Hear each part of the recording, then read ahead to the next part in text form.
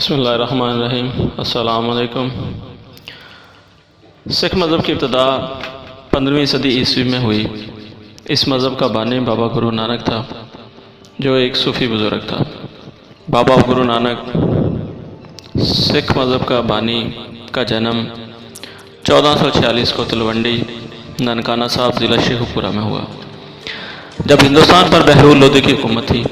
ان کے والد کا نام کالو کتری تھا، والدہ کا نام ترپتا تھا۔ ان کے والد ایک دکاندار ہونے کے علاوہ گاؤں کے پٹواری بھی تھے، جس کی وجہ سے گاؤں میں ان کو احترام کی نگاہ سے دیکھا جاتا تھا۔ بابا گرو نانک کو بچپن سے ہی سوچ و بچار میں محو رہنے کی عادت تھی۔ وہ اپنے ہم جولیوں سے کبھی کھیل کود میں مشغول نہ ہوتے تھے۔ وہ انتہائی کم خور اور کم گو تھے، یعنی انتہائی کم کھاتے اور کم ہی بولتے تھے۔ وہ ایک پرہیزگار اور متفکر ذہن، سوچ و بچار کرنے والا ذہن کے مالک تھے۔ ہر وقت اپنے خیالوں میں گمسم دکھائی دیتے تھے۔ ان کی پیدائش پر ایک فقیر نے ان کے والد کو یہ پیشین گوئی دی تھی کہ ان کا لڑکا ایک عظیم آدمی بنے گا۔ گو ان کے والد کو اس پیشین گوئی کا پورا یقین تھا، مگر ان کے اعتبار دیکھتے ہوئے وہ ان کو ایک حکیم کے پاس لے گئے اور ان کو کوئی دوا دارو دینے کو کہا، مگر حکیم حاذق نے کہا ان کو کوئی بیماری نہیں ہے، اس کو اس کے حال پر چھوڑ دیجئے اور جو کرتا ہے اپنی مرضی سے کرنے دیجئے۔ حکیم جان چکا تھا ان کی بیماری کا علاج کوئی نہیں کر سکتا، کیونکہ یہ تو اپنے معبود حقیقی سے جدا ہونے پر افسردہ ہے۔ گرو نانک کو اپنے منفرد اطوار کی بنا پر لوگ ایک اوتار سمجھنے لگے، اور وہ اپنی انہی عادات و خصائل کی وجہ سے بہت جلد مشہور ہونے لگا۔ 7 سال کی عمر میں تعلیم حاصل کرنے کے لیے انہیں ایک استاد کے پاس لے جایا گیا، مگر استاد نے ان کے فلسفہ وحدانیت کے تجسس کو دیکھ کر ورطہ حیرت میں ڈوب گیا، اور یہ اس سے تعلیم حاصل کرنے کی بجائے اسے تعلیم دینے لگ گئے۔ اگرچہ انہوں نے باقاعدہ کسی مدرسے سے مروجہ تعلیم حاصل نہ کی، تاہم ایک مسلمان عالم دین سید حسن سے عربی فارسی کی چند کتابیں پڑھیں، جو تلونڈی میں ہی آپ کے گھر کے قریب رہتے تھے۔ بعد میں انہوں نے اسلامی لٹریچر کا خود مطالعہ بھی کیا۔ بابا نانک کے والد نے جب دیکھا کہ یہ تعلیم میں کوئی دلچسپی نہیں لے رہے، تو انہوں نے ان کو اپنی زمین کی نگرانی تفویض کر دی، مگر یہاں بھی ناکامی ہوئی، اور پھر اس نے سلطان پورہ میں ان کو ایک دکان کھول دی۔ تو بابا نانک نے وہ بری ہوئی دکان ضرورت مندوں میں لوٹا دی۔ سکھ اس کو ہٹ ساٹ کہتے ہیں۔ ان کی باتوں کی بےحد تعظیم کرتے ہیں۔ آپ بچپن میں ہی دن رات گوشہ نشینی اور مذہبی سوچ و بچار میں مشغول رہتے تھے، اور کئی دفعہ تو ایسا بھی ہوا کہ آپ چپ چاپ کسی کو بتائے جنگلوں کی طرف نکل جاتے اور کئی روز تک گھر نہ آتے۔ گھر والوں کو یقین ہونے لگتا کہ آپ ضرور کسی جنگلی جانور کا شکار ہو گئے ہیں۔ انہیں تلاش کیا جاتا تو یہ فقیرانہ پوشاک میں دنیا مافیا سے بے خبر بیٹھے دکھائی دیتے۔ جب ان کی عمر 9 سال ہوئی تو ان کے والد، جو ہندو مذہب کے پیروکار تھے، اس نے انہیں بہمیت کا دھاگا، جسے جنجو کہا جاتا ہے، پہنانے کے لیے غسل دیا گیا اور صاف ستھرے کپڑے پہنائے گئے۔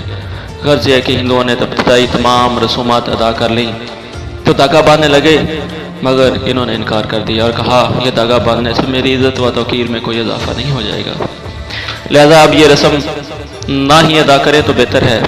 ہندو پنڈت آپ کے اس رویے سے مایوس ہو گئے۔ جب ان کی عمر 15 برس کی ہوئی تو ان کے والد نے انہیں اپنے ساتھ تجارت میں شامل کرتے ہوئے تجارتی تربیت دینے کا فیصلہ کیا۔ انہیں 40 روپے دے کر بھیجا کہ وہ ان روپوں کا نمک لا کر دیہات میں مہنگے داموں فروخت کریں اور نفع کمائیں۔ ان کی آمد کے لیے اپنا ایک ملازم ان کے ساتھ کر دیا۔ راستے میں ان کو کچھ فقیر ملے جو انتہائی بھوکے تھے اور بھوک کی وجہ سے بول نہ سکتے تھے۔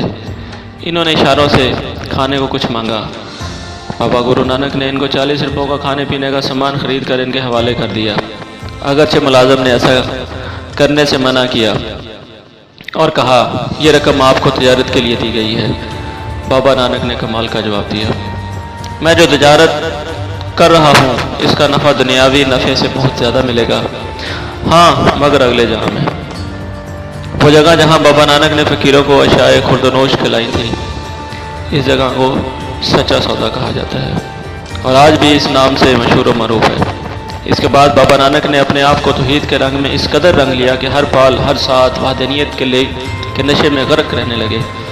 ان کی اسی محویت کے پیش نظر ان کے والد نے ان کی شادی کرنے کا فیصلہ کر لیا، لہذا 16 سال کی عمر میں ان کی شادی موضع لکھو کی تحصیل بٹالہ ضلع گرداسپور کے مولا کھتری کی بیٹی سلکھنی سے کر دی گئی۔ لیکن جس مقصد کے تحت ان کی شادی کی گئی تھی وہ پورا نہ ہو سکا۔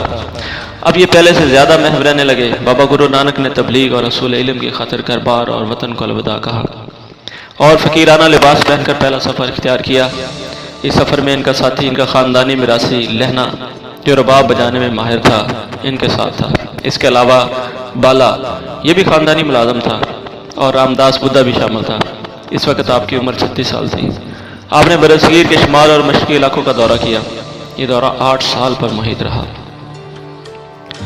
اس کے بعد آپ نے دوسرا دورہ شروع کیا جو صرف ہندوستان کے علاقوں تک محدود رہا۔ اس دورے میں گجرات، کاٹھیا واڑ اور دکن کی ریاستیں شامل تھیں۔ پھر تیسرا دورہ شروع کیا۔ اس دورہ میں کشمیر، افغانستان، ایران، عراق، مدینہ المنورہ، مکہ مکرمہ شامل تھے۔ بابا گرو نانک جب کابل قندھار جا رہے تھے تو راستے میں انہوں نے ایک بہت بڑی چٹان جو گر رہی تھی اسے روک دیا۔ اس پر آپ کے پنجہ کا نشان آج بھی موجود ہے۔ اس مقام کو پنجہ صاحب کے نام سے پکارا جاتا ہے۔ بابا گرو نانک نے سندھ کا سفر بھی اختیار کیا اور جاتے ہوئے پاک پتن میں حضرت بابا فرید کا چکر کے مزار کی زیارت کی۔ بعض آپ نے لاہور ہی کو اپنا مستقل نشمن قرار دیا اور دریائے راوی کے کنارے قیام پذیر ہو گئے۔ یہاں پر ایک بہت بڑا لنگر خانہ کھولا جہاں غریب، مسکین اور بے سہارا لوگ 2 وقت پیٹ بھر کر روٹی کھاتے تھے اور بہت سوں کے لیے رہائش کا انتظام بھی موجود تھا۔ اس مقام کو آج بھی ڈیرہ بابا گرو نانک کہا جاتا ہے۔ ضلع جلندھر میں ایک قصبہ جس کا نام کرتارپور رکھا آباد کیا۔ بابا گرو نانک بطور گرو 60 سال 5 ماہ اور 7 دن پوری دنیا میں اپنے پیروکاروں پر حکومت کی، حق اور سچ کا پرچار کرتے ہوئے ایک پاکیزہ زندگی گزاری۔ بالآخر 22 ستمبر 1539 کو کرتارپور میں 71 سال کی عمر میں اس جہان فانی سے رخصت ہو گئے۔ ان کی وفات پر ہندوؤں اور مسلمانوں میں سخت تنازع ہوا۔ ہندوؤں کا کہنا تھا بابا نانک ہندوؤں کے گھر میں پیدا ہوا ہے، لہذا ہندو ہے، ہمیں اس کے ناش کو جلائیں گے، جبکہ مسلمان اسے خدا پرست اور خدا شناس سمجھتے تھے اور مسلمان گردانتے تھے۔ وہ اسے دفن کرنا چاہتے تھے۔ کوئی فیصلہ نہ ہو سکا، دونوں طرف سے تلواریں نکل آئیں۔ آخر کچھ لوگوں نے فیصلہ دیا کہ بابا نانک کی ناش کو نہ جلایا جائے اور نہ ہی دفنایا جائے، بلکہ ان کو کفنانے اور خوشبو لا کر دریائے راوی میں بہا دیا جائے۔ مسلمان اس پر راضی نہ ہوئے اور ہلہ بول کر اندر جا گھسے۔ یہاں بابا نانک کی ناش پڑی ہوئی تھی۔ جب چادر ہٹائی تو ناش غائب تھی اور چادر کے نیچے چند پھول پڑے ہوئے تھے۔ مسلمانوں نے چادر اور پھولوں کو دفن کرنا چاہ رہے تھے۔ ہندوؤں نے مسلمانوں سے آدھی چادر لے لی اور اس کو جلا دیا، جبکہ مسلمان نے بقایا آدھی چادر کو دفنا دیا۔ تو یہ تھی بابا نانک کی داستان۔